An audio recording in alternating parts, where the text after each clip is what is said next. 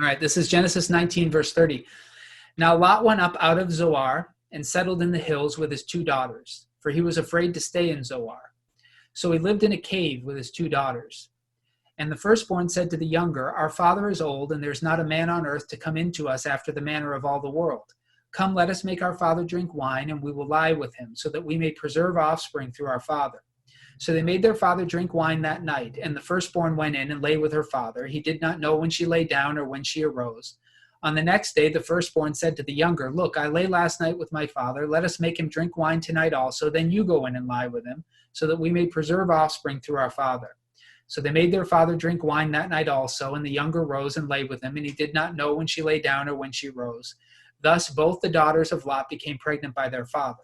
The firstborn bore a son and named him Moab. He's the ancestor of the Moabites to this day. The younger also bore a son and named him Ben-Ami. He is the ancestor of the Ammonites to this day. Would you preach from that, Minister Joe, your first Sunday in New Church?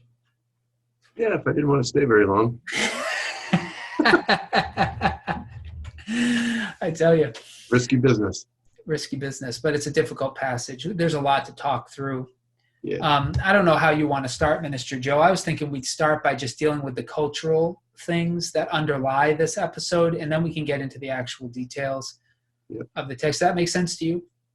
Yeah, and I mean, there's the two things that pop out to me at first, and that's the location of Zor, which and then the issue of afraid, or being afraid, and then also the idea of settling. They settled in the hills, or in the mountains, as the NIV says, but the NRSV says the hills, right? And then lived in a cave. So all those have some interesting connotations. They do. That we can explore. So we looked at this in the past, just to give us some sense of the geography here. For those who've been watching with us, they've already seen this, but this is the Holy Land. This is Israel. I'm zooming in here on the Dead Sea. This is one of the places that Zoar is thought to be, and you see that this is a possible location of Sodom and Gomorrah. So the hills that they'd be talking about would be these hills, if this is the correct location of Zoar. But anyway, that's where we are. Nobody knows if this is where Sodom and Gomorrah were, but I think in recent days they found some destruction there. When I was in college, there was some belief that it might have been up here in the northern section, but I think they found ruins in this part of the Dead Sea that might correspond to 2 large cities. So anyway, depending on where we think it is, but this is traditionally where Zoar is. And so it would be in those hills where they were settling. The literal name for Zoar is small or little, right? Small or little, yeah. So when you compare that to insignificant is essentially the word. Yeah. I wonder at times if it's still considered a city, right? Yeah. I wonder at times if it's compared to Sodom and Gomorrah in the sense that this is little, like, they have like Little Italy or Little China, or we talked about that last week, and it's possible that Zoar reflected the basic values of Sodom and Gomorrah, just it was a smaller settlement. Mm-hmm. I think you could be right about that. But the word settled bring up the concept of what in the past we talked about the contrast between Lot and Abram. Abram settled in this area, and then Lot settled in the cities, the cities of the plains. Yeah. And so here we hear that word again. It's not like they just kind of ran from Sodom to this area and just, it was like, and we know that Lot's primary job was as a shepherd, like Abram's. Mm-hmm. But it doesn't sound like he's keeping his flocks. If he is, it's not detailed in the text. It seems Sounds like it, he's become somewhat of a recluse. yeah, or he lost everything in Sodom, Right. you know, which, Yeah. The other thing that makes this passage so hard is this incest that goes on. And mm, so let's spend a little bit of time, and I'll carry this, and then you can interject, Minister Joe, where you want to, talking about the culture. mhm, And the culture that we're going to talk about is not so ancient as you might think, even though it's true of the ancient Near East. So incest is not unknown in the ancient Near East, especially among royalty.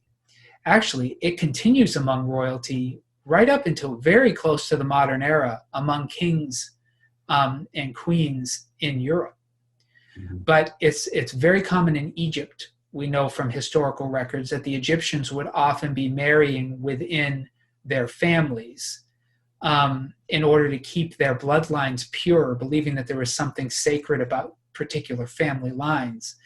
And so eventually we get a whole lot of genetic defects and things in different pharaoh lines. King Tut, they say, had genetic defects that might have been from incest. Akhenaten as well is another pharaoh that is talked about that way. So it's not unheard of. Now, we would find it to be grossly immoral today, and that's for good reason. Actually, when God gives the law to the Israelites at Mount Sinai, he calls this an illegal act. So we should be clear that we're not here talking about a morally neutral situation as we think about the entire history of the people of Israel. Eventually, this is going to be seen as evil.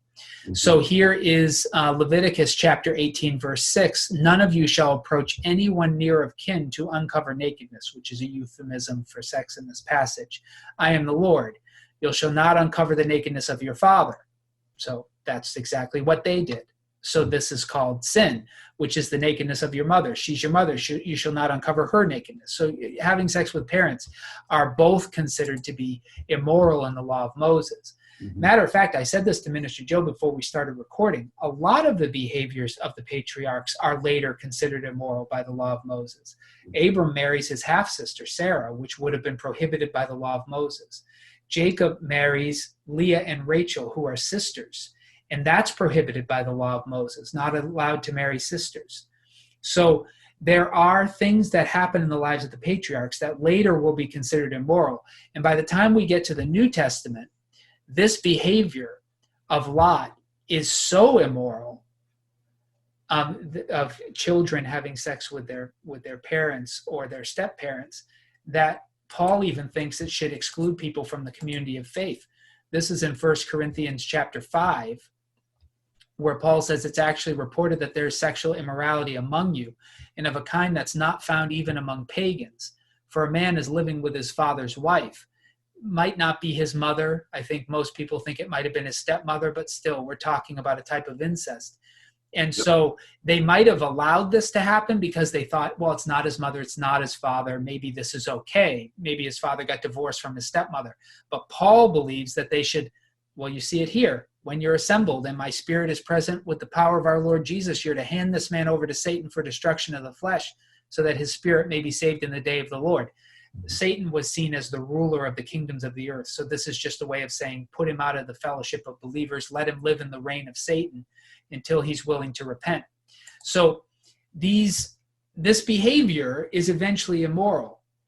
The question is it immoral for Lot and his daughters? Now, if you think about the fact that God is the foundation of morality, and he eventually reveals that this is sin, then of course what they do is sinful. But they did not know it. That law is not given yet. And this is a practice that does happen in the ancient Near East and in a lot of nations early in history. These are adult daughters, they're not children. And so it's not the situation of molesting children that's in view here. But this did happen. It happened especially among royalty. The other bit of historical data is that in the ancient world in which Lot lived, Lot would have to produce a son to keep his family line alive because the lineage was traced through sons. So if his daughters married other men, they would have been kept alive. The other men's line would have been kept alive through them. But if Lot doesn't father children himself, his line will end. And his daughters find that to be unacceptable. They want to see the line of Lot continue. And it can't continue because his wife is dead. And Lot is refusing to live in Zoar, and he is refusing to remarry. So they know this is the end. Right. Yeah. So I think that's the cultural stuff I wanted to make sure. We want to be very clear that this is obviously immoral, but it's not a type of immorality that was revealed yet to the people of the earth, at least not to Lot or to Abram. And it was common in their culture. Maybe not everybody did it, but it was certainly known in their culture.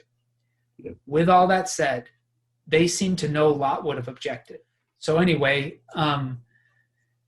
those are the historical details. So I know that makes this unsavory, but we kind of have to put those on the table so we can talk through the passage and not be horribly disgusted, though we should be, by the events that occur. Yeah. So to summarize in some way, we're not dealing with consenting adults or anything that's been there. There are scruples here. They wouldn't have talked about it if it wasn't something they had reservations about. And again, this is kind of a rape of Lot by his daughters. It's not Lot raping his daughters. It's them raping him of a sort. And this is very similar to what happened with Noah, at least in its language after the flood, right? He gets drunk and his son, he uncovers his nakedness and his son sees his uncovered nakedness. And remember all that sordid stuff? Oh, yeah. It's very similar to that, and we should notice the parallels. But in this case, the daughters conspire to take advantage of their father. Mm-hmm. So it is a different, because you said consenting adults. I would say the daughters are consenting, but in a way that Lot is not.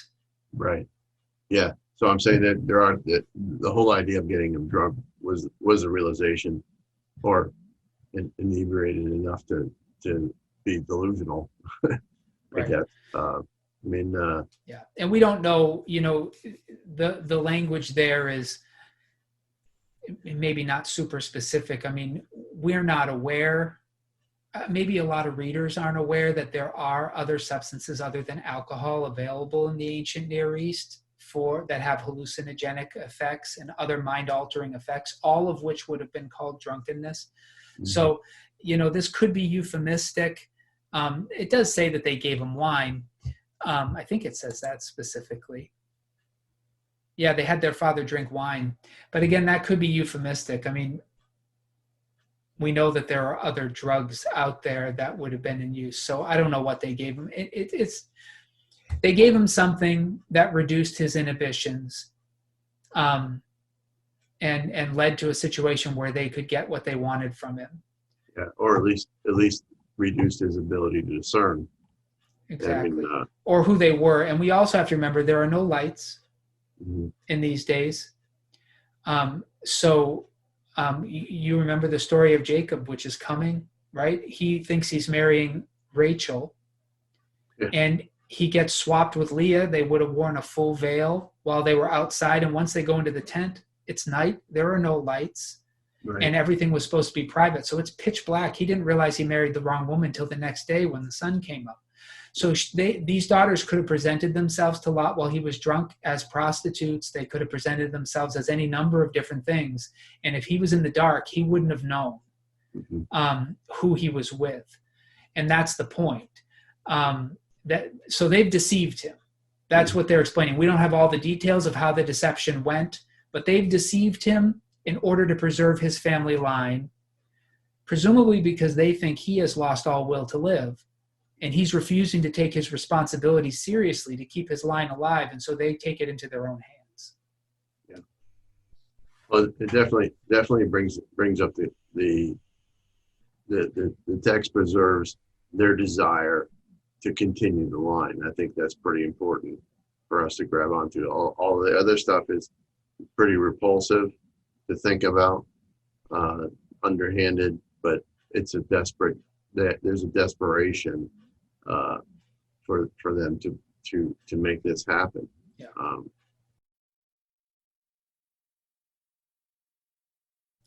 Yeah, and so let's get into the nitty gritty now. That we not the nitty gritty of salacious details, but there's a lot in this story that once you handle that big elephant in the room that distracts all the attention, there are actually some very interesting details.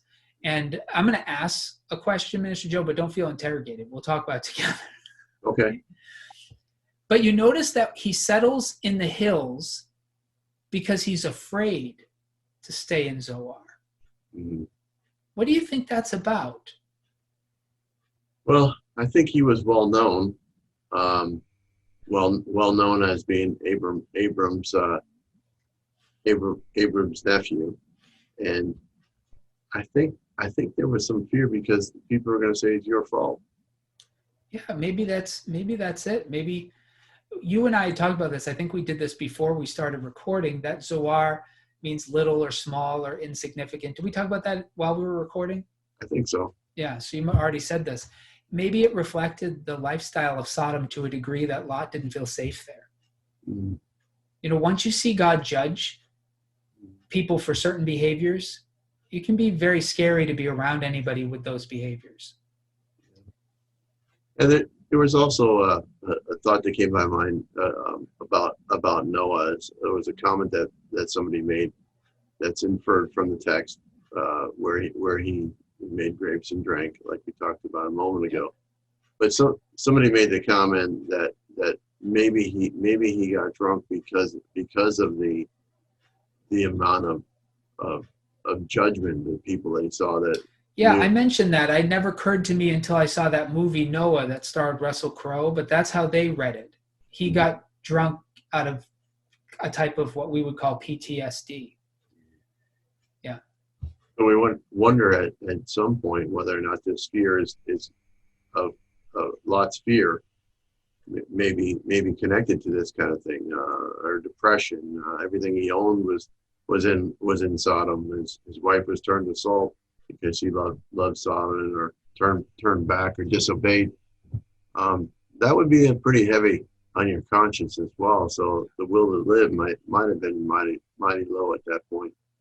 Yeah, he is probably given to drink, so it probably wasn't hard for them to persuade him to drink. Mm-hmm. And then if they present themselves to him one at a time as prostitutes or something like that, it'd be pretty easy to manipulate him into this.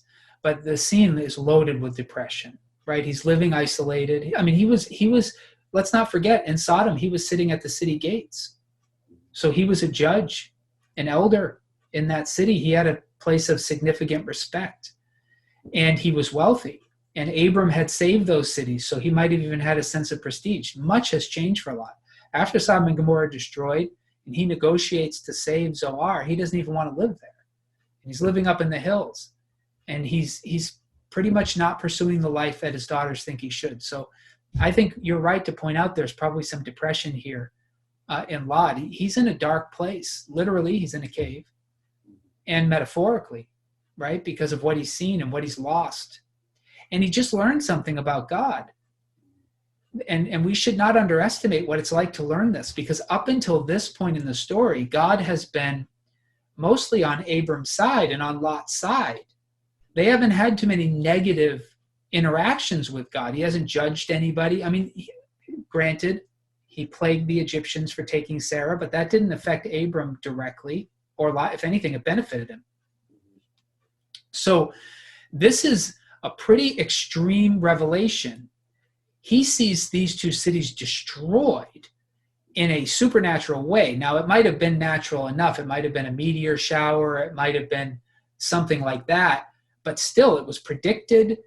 The angels came and warned. They got him out right in time. I mean, it's clearly an act of God, no matter how it manifested. It reminds me a bit of Elijah.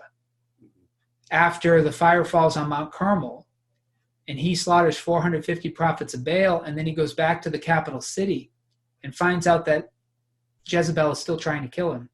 He does the same thing Lot does. He gets depressed.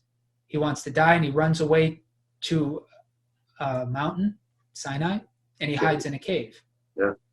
So that, when most of us will never live to see God act this decisively.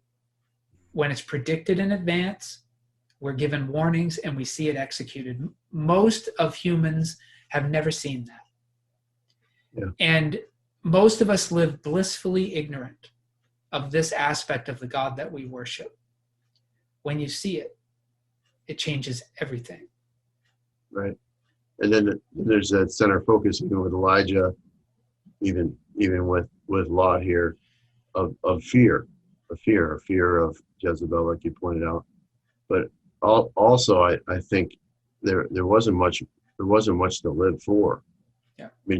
I mean, when you compare Lot's reaction to Abram, you got to see that contrast of right. There is nothing to live for. Yeah, he's lost everything has changed. His life has been fundamentally upturned. He's probably sitting in that cave thinking through all of his decisions. We spent some time considering whether he should have split with Abram. I bet you he's thinking about that now. Yeah. Wondering if he should have taken the the lands of the plain. I mean, of the Transjordan Valley, because he chose to go there. And now look at what's occurred. Like, they say hindsight is 20/20, and that's a convenient enough way to talk about it. But really, hindsight can torture you. Yeah, I call it the boomerang effect. I feel it. A lot of preachers feel it after they preach. Yeah. Where there's the second guesses, the attacks. So I mean, we're talking about his fear, which is rooted in probably real fear. Mm-hmm. Maybe it is that he is associated with Abram, and somehow they knew that they heard the story that the angels had him escape. He's the only survivor of Sodom. Maybe Zoar, as you were saying at the beginning, the people are suspicious of him. How did he survive and nobody else did? So that could be the fear. He could also be afraid if Zoar is living anything like the Sodomites and the Gomorrhians lived. Maybe he's afraid to live in their midst anymore. And he's probably dealing with depression. So this guy, he's checked out, and his daughters know it. And they are unwilling to accept that. Mm-hmm. They're unwilling to accept the end of their family. Right. They will not have it. And that's what leads them to more or less rape their father, to deceive him. He might have been afraid for his daughters too to live there. Who knows? Could have been. What these people might have done too. Yeah. But they weren't kids, like you said. And I think that's very important to point out. None of us would ever justify this behavior. We wouldn't justify it under any regards, but yes, they're not the victims. He's the victim. Now, you could say that they're victims of their culture because they're left with the impression that this is the only way to save their family line.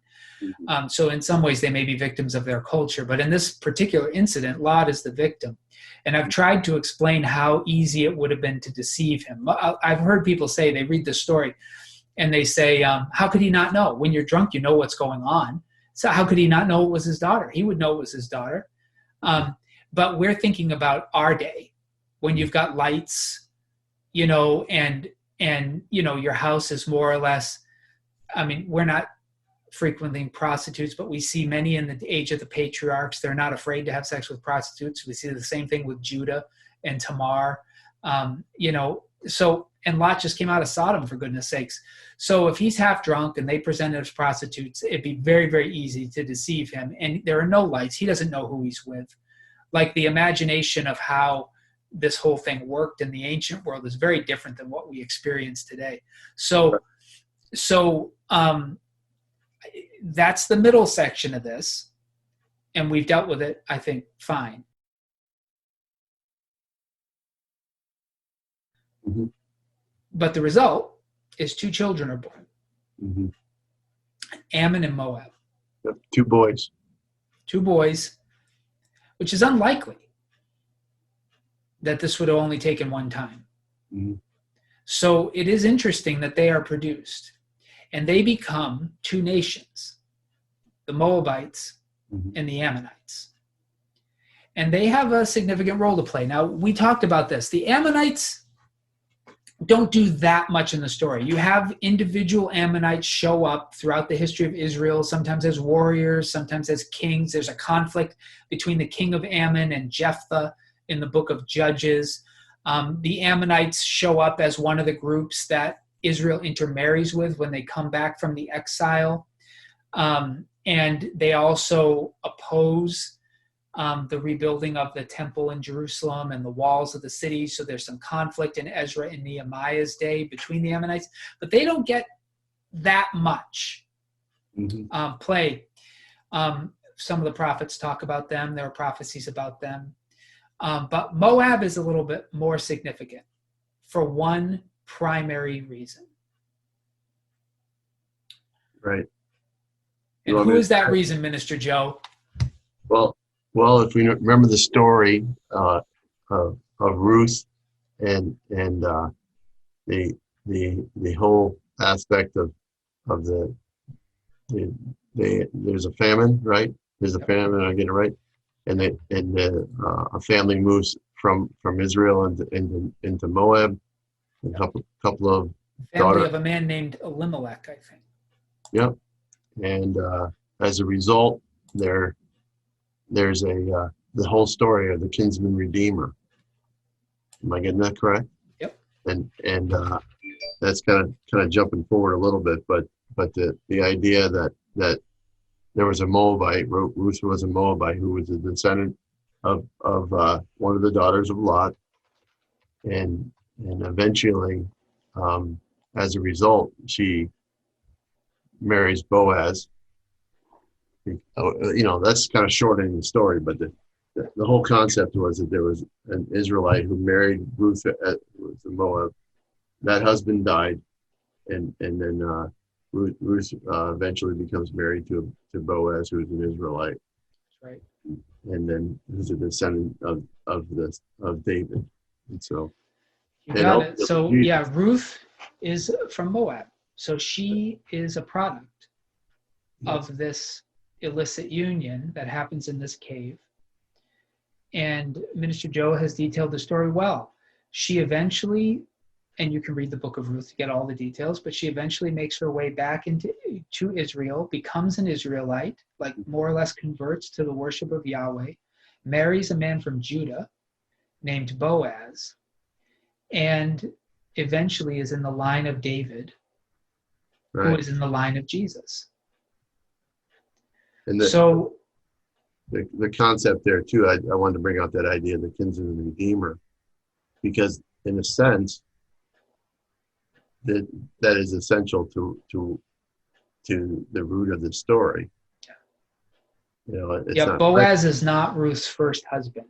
When Elimelech's family moved into Moab, the sons married women from Moab, and they all died. And Ruth was left as a widow, a young widow, and she followed Naomi back to Israel and pledged herself to Naomi's people and Naomi's God.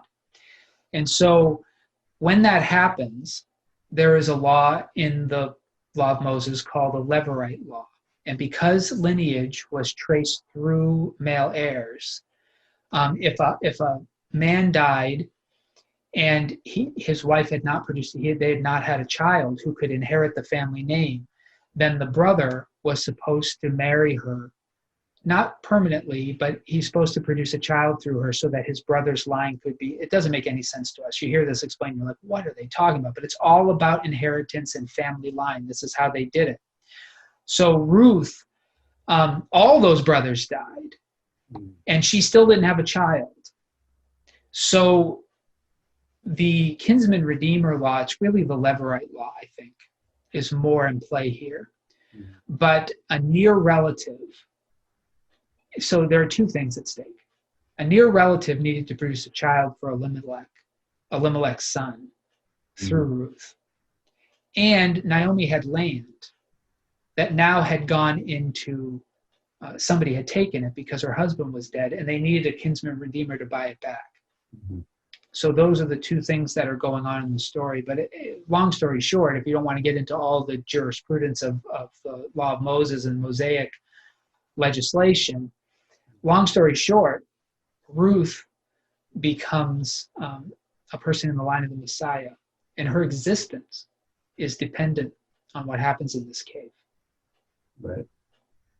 Yeah. Sorry to get into all that legal stuff. Levirate law, kinsman redeemer, but it all comes together in the story of Ruth.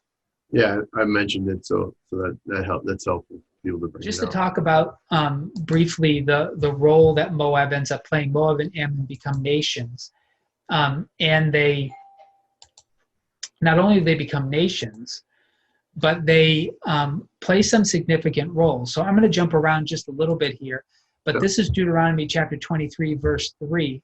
The Ammonites and the Moabites oppose the Israelites while they're wandering in the wilderness, and they become such a stench in their nostrils. They do some real damage. They try to get them, well, you know some of these stories of the interaction with the Ammonites and the Moabites in the wilderness.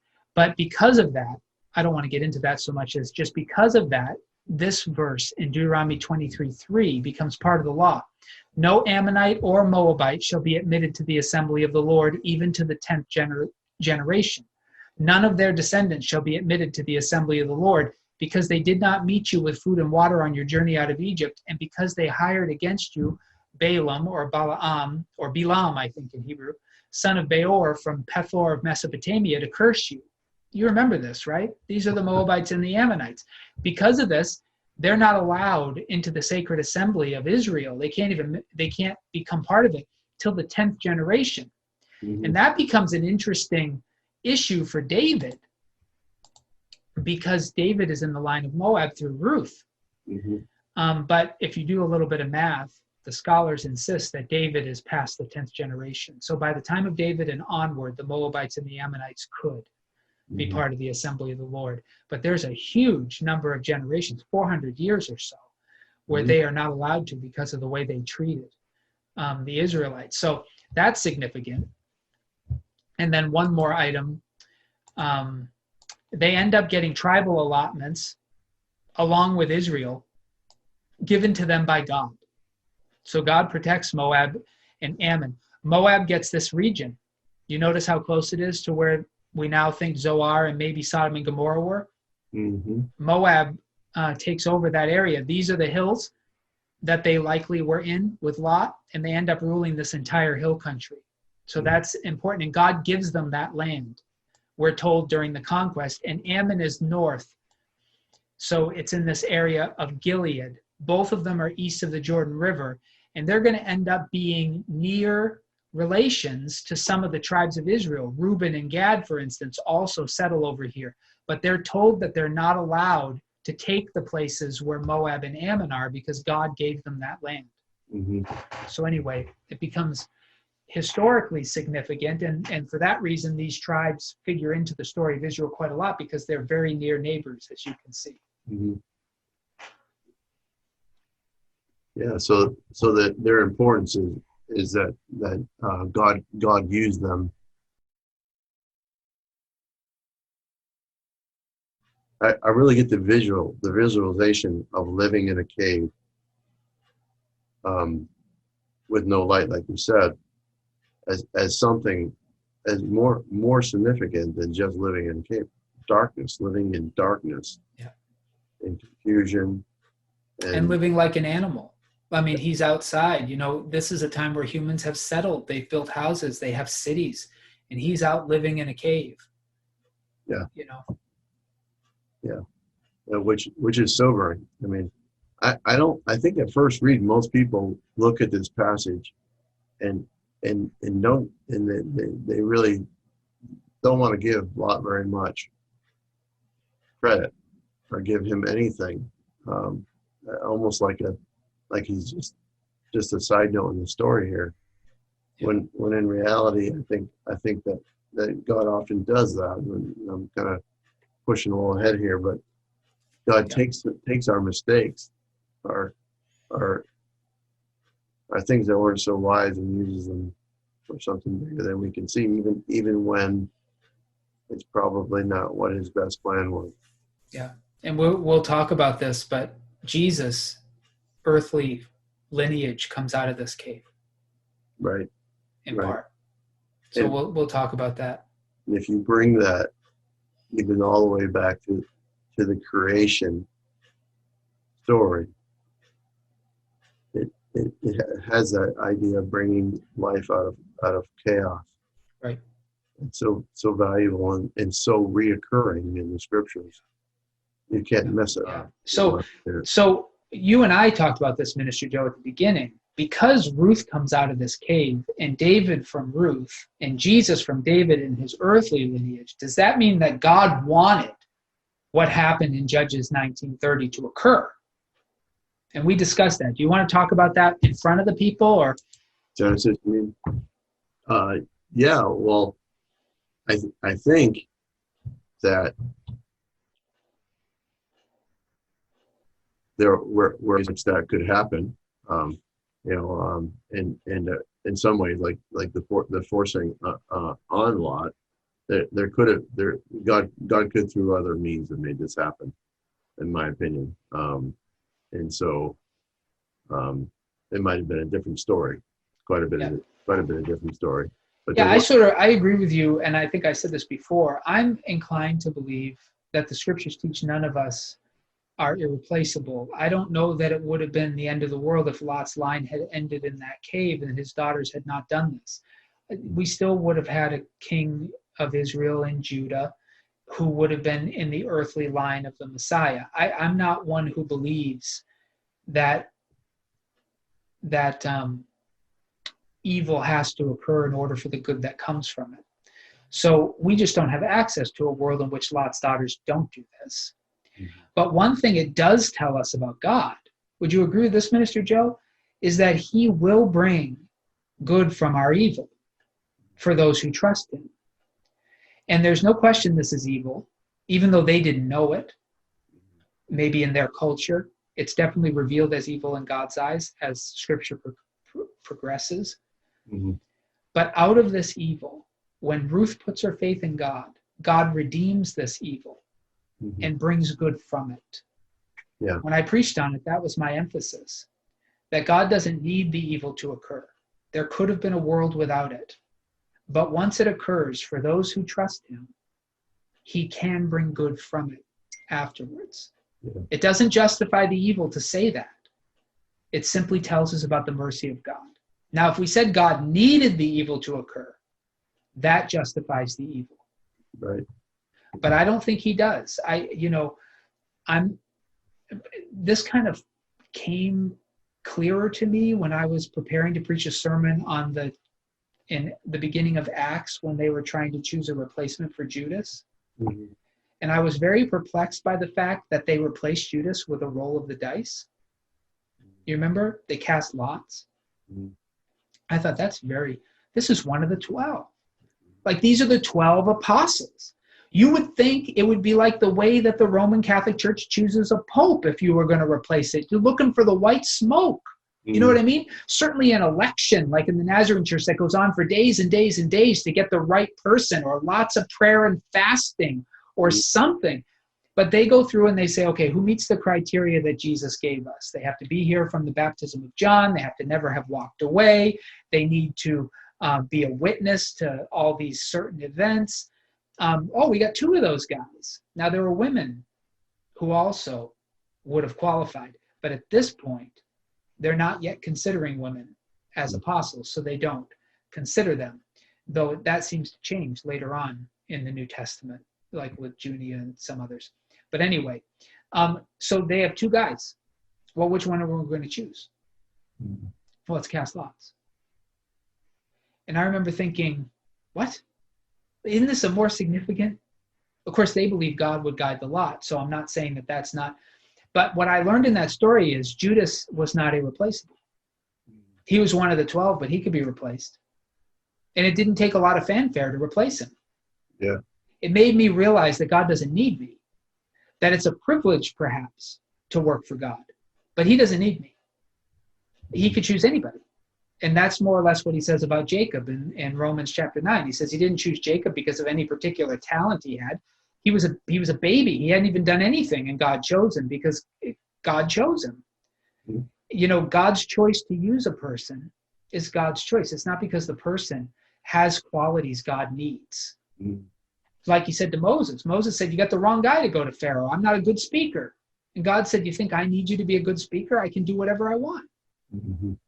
You know, so one of the things I don't think we want to learn the lesson that Lot's daughters were somehow being guided by the sovereignty of God because God needed Ruth. Mhm. They did evil. There could have been a world where they didn't do it and everything would have worked out. God's plan always works out whether or not these details are here. But it tells us about God when he takes such a dark and terrible episode and he brings it to such transformation in the story of Ruth and then eventually the story of Jesus. And it's quite fitting that Jesus would have this as part of his family story because, of course, God became flesh to save us from the wickedness of our own choices. Right. And I think that's what I was referring to about them coming out of the cave, or the cave, the idea of darkness relating to the idea of creation, beginning with chaos and disorder and a lot of these things that we read that seem crazy, we would never allow to happen, or whether it be Abram saying his wife is his sister, all these things are things that throw us for a loop, but they're things that happened in order to show us the human wisdom or desire to control, or out of desperation, or out of chaos where we feel like we're powerless, and there's a grasp to try to make sense or control or any of this stuff. Are all reoccurring things that I see in the scriptures thus far that really show that God is really trying to redeem who we are. So when you say we're all replaceable, yes, that is true. But also, in some ways, he's calling us out of the chaos, out of that cave. I agree, and hearing you say it makes me want to qualify what I meant. I don't mean that people are unimportant. I think we are all made in God's image, and we are all valuable and have inherent worth because of our creation. And so every human being is significant. My point is that when it comes to getting done what God wants done in the world, he doesn't need any one of us. And then his plan, like some of us think, well, I have so many skills and so many gifts. Only I could do this. If I turned away from God, the whole plan would be ruined. And that's what I need. He doesn't need any of us to get his will done in the world. He can choose anyone. Like he said in John chapter 8, like Jesus said to the Jewish people, God can raise up children from these rocks for Abraham. That's the kind of comment I was making. We like to think of ourselves as so significant that if I refuse to do something, it's going to really put a monkey wrench in God's plans. But Judas learned that wasn't the case. But of course, human beings are valuable. And there's nothing insignificant about a human being in general, even one only in the womb. We are valuable. Yeah. But when it comes to getting God's work done in the world, he doesn't need any of us. That's my point. In that way, we are insignificant. Right, and I hear you on that. If you felt like it was sharpshooting, I wasn't trying to do that. No, but when I heard you say it, I thought I should qualify this because I didn't like it. Yeah. Well, the other thing is too is we have this text, and we have a hard time imagining it any different because this is what we know. We don't know what the other options could have been. Yeah. But the necessities of these groups for the future, you can't just project that back and justify their behavior because just because of who they were. Yeah. So it's important for us, as people, because there are people who will take things out of context, as we probably highlighted before, and try to justify things because of desperation, because of their own inability to see anything any other way. And that's super important to point out, is that what led them to make this terrible decision was fear and a desire to preserve something they didn't want to see lost from the world. Right. They wanted their family to survive. And this was the only way they could see to make that happen. Now, had they been willing to accept the death of their family. They would never have done this. Mhm. And we should remember the kinds of things that motivate people to do these things are often values that are askew, Mhm. but they seem so reasonable. Like, how many of us today would do anything to save the life of a family member? Some people would justify murder. Some people would justify vengeance. Some people would justify all kinds of evil in order to do what they would consider to be the greater good. And that's the exact calculation these girls are making. The greater good is that Lot's family survives. And so they are willing to get into some pretty deep wickedness to see that future come about. But we're not tempted to read them as heroes, Right. though they probably thought of themselves as heroic, Mhm. making a decision that was self-sacrificing, morally disgusting, but they were willing to do it for the good of the family. So we have to be aware that I've said this before and again, there's no worse evil done in the world than evil done in the name of good. Yeah, I also would probably say on the humanistic side is that I'm sure their life was not too easy. I mean, Yeah. they lived in a world where men were the center, and so this situation. Here we go. The modern day problem of a single parent child or a single parent family. Yeah. I mean, in a world where who knows how they were able to survive. Yeah. After that. What we eventually learn through Jesus is that surviving at all costs is not moral. Simply surviving is not an end in itself. And Jesus shows us that sometimes you have to be willing to die in order to do the right thing. That was a calculation they were not willing to make. So they did the wrong thing to survive. And when it comes to survival, now they have a different value system than us, but it was survival for them. Right. And when it comes to survival, we will find all of ourselves tempted to do evil in order to survive. Jesus is meant to transform that ideology. But even for many Christians, we don't. We still think survival at all costs is a moral good. Yeah. And I think Jesus' story and the scriptures tell us it's not.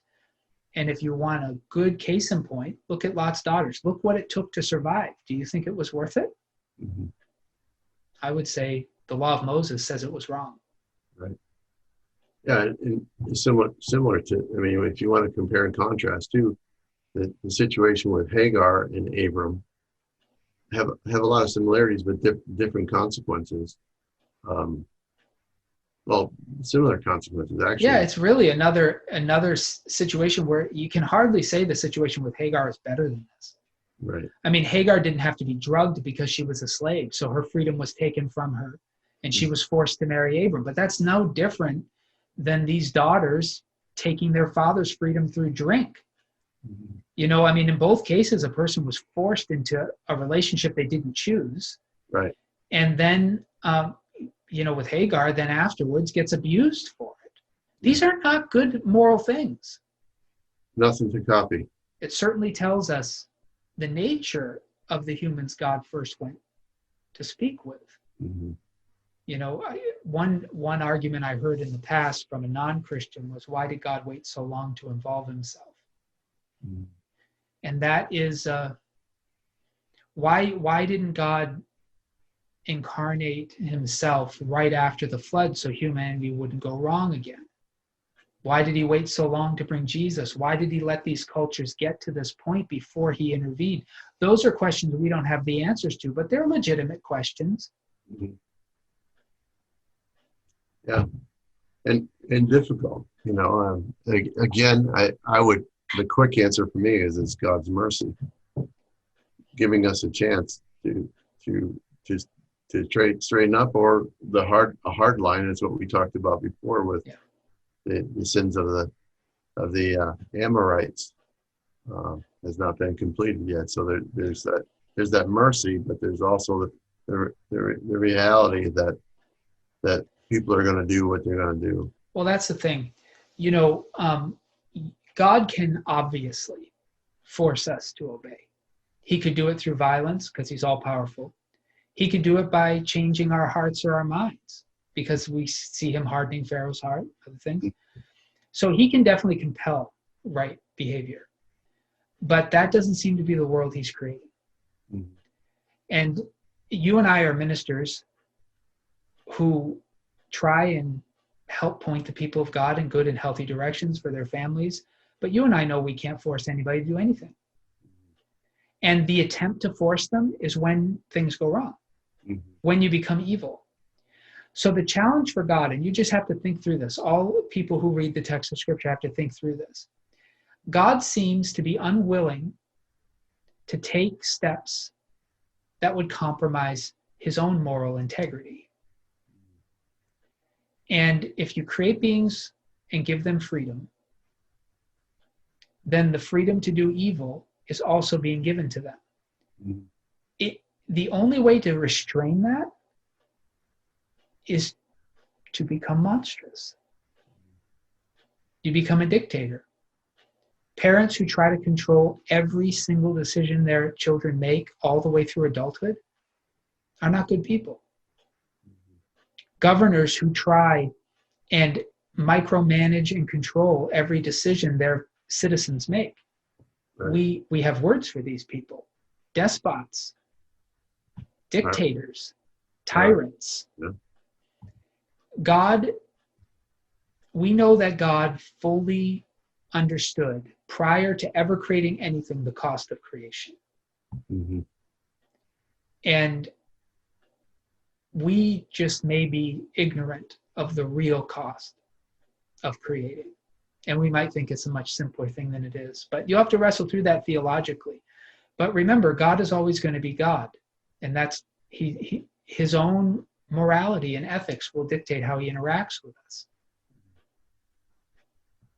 I find I have a deeper appreciation as I try to allow my own adult children to make decisions that are that either take too long or are more painful for me to watch. So I know I think I can appreciate a little bit of that feeling that God must feel when he looks down on his people and his creation and says, what were they thinking? Yeah. Only God knows what it takes to make a being made in his own image. And I give him the benefit of the doubt. This must be what it takes. But that's a step of faith.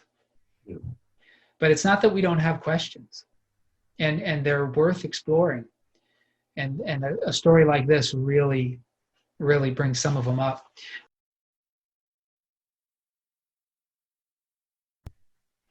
And I guess the question, like you said before, whether or not this needed to happen, I don't think the offspring were as much the need for this to happen as much as the circumstances could have been different. I mean, let's do the what if. Do you mind for a second? Sure. What if Lot would have married somebody from Zoar? Yeah. Then he could have produced children on his own. And that would have been Moab and Ammon. I mean, it could have been. They might have had different names, but yeah. But he didn't. So then, but the other thing that could be the what if is what if these two daughters married somebody from Zoar or anybody other in that area? They could have, or if the daughters married people, they would not have produced children for Lot. Right. But their families would have continued through those husbands' families. Mm-hmm. So the likelihood of them marrying any of Abram's family, because he didn't have any kids yet other than Ishmael. But Ishmael is of marriageable age. By then he's marriageable age, well, right? I'm just based on the story because he had come to be 13, which was in those days marriageable age. He became a son of the law. Remember in chapter 17 when Abram asked for him to be the heir? Mm-hmm. So now we're in 19. So he's young, But he is, in these days, childhood was not nearly as long as it is today. Right. And they were considered full adult members of the community in their teens. Mm-hmm. And many would get married in their teens. So certainly before 20, everybody would get married. So it's not impossible that they could have reached out to Ishmael, but they don't do that. Right. Yeah, they might have, and that would have been cousins, right? That would have been cousins, which would have been perfectly legal in this day. Yeah, second cousins or something. Second cousins, yeah. I think even in some states today, second cousins can marry. Yeah. It would not have been considered a near relative in the law of Moses. Near relatives would have been in the same house, So that's the other what if, but that wasn't, the text doesn't say that, even considered that. And so obviously they knew what they thought they knew, or what they thought, in order to carry his line on. They did. The value is our line has to continue. What I was saying was that's not the case. It doesn't have to continue, but they thought it did. And if it has to continue, there were very few options. Right. Lot could marry somebody, which he refuses to do, Mm-hmm. or we can take matters into our own hands. Now, why couldn't they have gotten a prostitute? Mm-hmm. And if she gave birth to a child, it would still be Lot's child. That's what happened with Judah and Tamar. Mm-hmm. There might have been other options, none of them good. I still think things would have been drastically improved if they just accepted that some family lines end and you do not have to keep them alive indefinitely. Would have been better.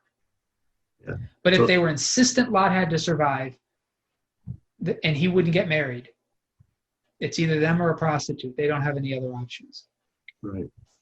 So I guess the comment I'd like to make, or the question that I'd like, and maybe it's a question, is there are some people who are going to say this had to happen in order for David to be married.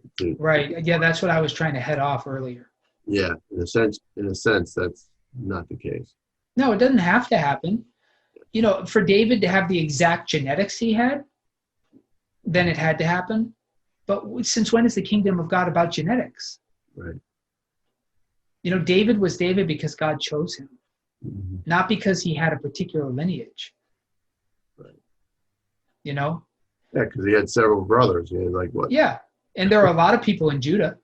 Right. I mean, the prophecy of Jacob was that the scepter would not depart from Judah, but there are a whole lot of people from Judah. It didn't have to be the family of Jesse. Mm-hmm. Remember, God's election makes a person significant, but not because of their genetics. Like there still would have been a king chosen from Judah. Right. Had there been no Ruth, had there been none of this sin. The problem for us is we can't imagine that world because it's not the one we live in. Right. And God brings good from evil.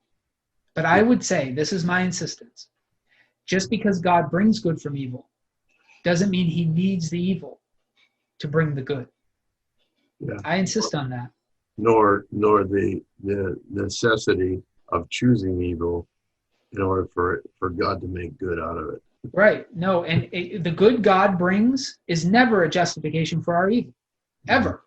And anyone who uses it that way is blaspheming God. They're carrying the name of God falsely. Yeah. So can we end on a positive note? Oh, yeah. Let's go to chapter 21. 21. So we already did chapter 20 because that's the story of Abimelech and Abram, and we did that back when we discussed the story of Pharaoh. So we've already discussed that chapter. I'm not going to get into verse 8 of chapter 21 because that will get us into a whole nother conversation. But I just want to end on a positive note because as we're talking about birth today, the birth of Ammon and Moab in very dark circumstances and done sinfully. God is going to bring good from it eventually, but there's a lot of bad that comes from it. But here we are, another birth that also was prophesied, that also comes out from some bad, because Abram and Sarah are not perfect. They've treated Hagar terribly. Abram lied twice about Sarah as his wife. So there's all kinds of ridiculousness. Sorry, everything is exploding on me at once here. But here is at least a fulfillment in a positive way, in God's way, exactly as God wanted it. This is Genesis 21, verse 1. The Lord dealt with Sarah as he had said, and the Lord did for Sarah as he had promised. Sarah conceived and bore Abraham a son in his old age, at the time of which God had spoken to him. Abraham gave the name Isaac to his son, whom Sarah bore him. And Abraham circumcised his son Isaac when he was 8 days old, as God had commanded him. Abraham was 100 years old when his son Isaac was born to him. Now Sarah said, God has brought laughter for me. Everyone who hears will laugh with me. And she said, who would ever have said to Abraham that Sarah would nurse children?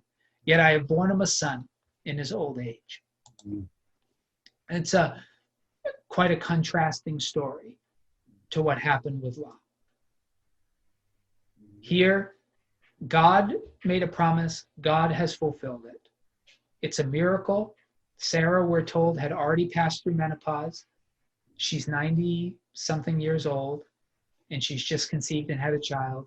Abraham is 100, and she's been barren her whole life, and God has transformed her physically, and you can tell spiritually this makes a difference for Sarah. We've seen her as bitter, and for good reason. Right. She's been misused by Abraham. She's been barren her whole life. She had her conflict with Hagar. But this lightens her spirit. She feels redeemed. And notice that she mentions her own name as part of God's promise to Abraham in verse 7. So there's not a lot to talk about here because it really gets interesting in verse 8. But I just wanted to end with a positive note. God can bring good out of a cave, but this is a way better way for God to bring good, through obedience and through promise. Right. Yeah, I mean, certainly in chapter 20, we see some bad mistakes. Yep. And reoccur, and I think that really shows the comparison between the situation with Lot and Abram. So that. But again, that's the cave.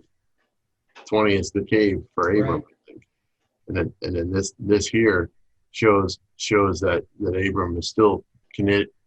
Abraham is committed to that covenant with God because of Isaac, and the circumcision was the sign of that commitment to that. And one thing we notice can't be taken lightly is that it's God's covenant that makes the difference. Abraham is not inherently any better than Lot. Mm-hmm. He's still making stupid decisions. We saw in chapter 20, he's still disrespecting his wife. He won't after this, but up until then he does. And so Abraham is not, God didn't choose Abraham because Abraham was such a remarkable person. He's not like Noah. God doesn't look down and say, look at Abraham. He's blameless and spotless in his generation. He doesn't say any of that. He just chooses Abraham. And the covenant and the walk with God changes Abraham in ways Lot has not changed. And we should remember that. It's the walk with God that transforms us. And so that's what I was getting at when I said none of us are significant, in the sense that none of us have anything special about us that God needs. But walking with God makes all people holy. And Abraham is becoming holy, not because he's a better person than Lot, but because he's walking with God. Mm-hmm. And doing what God commanded. Exactly. That's the walking with him. Yeah, you can't walk with God and not do. Right. Obedience. Faith needs feet. As a professor of mine used to say, faith needs feet. Yes. Don't let desperation drive you. That's what it seems like. Yeah, because we now know God brought a child from a barren 90-year-old woman who was through menopause and well past childbearing age. If Lot's daughters had been walking with that same God, they would not have despaired the way that they did, because they took matters into their own hands. Right. But if God wanted children to come from Lot, he most certainly could have done it. Yes. But they don't know that about God. And honestly, until chapter 1, Abraham doesn't know it for sure either. Chapter 1 changes Abraham entirely. Mm. You're not going to have another experience like chapter 20 after chapter 21. Mm. Because once Lot saw God's judgment, and it changed him. Abraham saw his judgment too, but Abraham also lived to see his mercy. And only Abraham has the full picture. He saw the destruction of Sodom and Gomorrah. He also received Isaac. So Abraham has a full picture, and that changes him. Lot only has half a picture. He only has judgment. I think it's just as devastating if you only have promise and you don't have any judgment. You need the full picture. Abraham has it, and it changes him as he walks with this God. Lot only has half a picture, and it destroys him. Right. Yeah. So this last passage before 20 and 21, obviously, is that the last we hear of Lot? As far as I can remember, it is. Yeah, that's what I recall too. Yeah, other than we hear about his children, Ammon and Moab will figure in quite a lot. And then Peter said something about it in 2 Peter. Yeah, Peter mentions Lot as a faithful person, and you and I agreed compared to Sodom. But still, and Lot doesn't do what happens in the cave, at least not knowingly. So the sin there is mostly his daughters. But yeah, nothing to be too proud about. No. And God may be able to bring Ruth out of that darkness, but think about how many more he brought from Abraham's righteousness. Right. Because the example can be followed. The example can be followed. You know, the righteousness produces a much greater harvest. God can redeem wickedness, but he can make fruitful righteousness. I shouldn't say can. He could probably make wickedness fruitful if he wanted to. I'm just saying he doesn't. Yeah. I like the verse 6 here. I just want to point that out. It says, now Sarah said, God has brought laughter for me. In other words, Isaac actually literally means laughter, right? Yeah. Everyone who hears will laugh with me. I like that. Yep. Yep. That. She feels joyous. Mm-hmm. I mean, her bitterness is not entirely gone, as we'll see next time when we talk about verse 8 and following, because the rivalry with Hagar still exists. But there's a moment of lightness for Sarah, which in the story we have not seen much of that. Her life has not been great. Right. But this is a moment of blessing for her, and she enjoys it. Yep. Yeah. And she's not the only one who will laugh too. 90-year-old pregnant woman. Yeah, exactly. Whew. Exactly. But it's a miracle. Right. This may be the first true miracle she has experienced. Mm-hmm.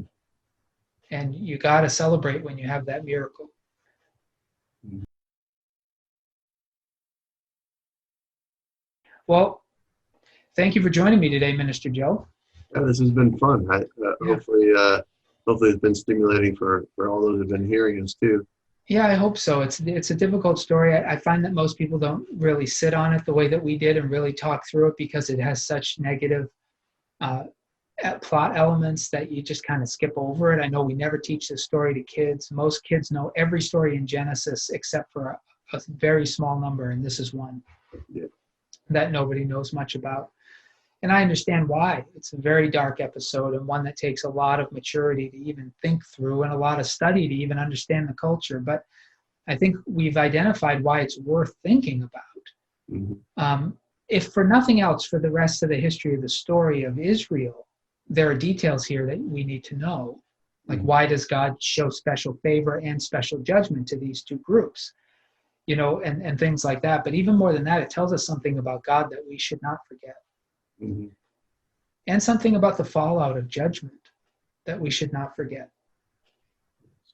Yes. A lot of us think it would be a great day when our enemies get destroyed. Remember, John and James asked Jesus if they wanted to call down fire on a city that rejected Jesus. But Lot is a cautionary tale. Mm-hmm. You don't know what you're asking for. Right. You don't know what it will cost you or the people you love if it happened. And you don't know how you'll respond to having seen it happen. Mm-hmm. Judgment is terrible. And it's no wonder God is so slow to bring it. Right. you Right. know? Yeah. Well, thank you, Minister Joe. Thank you.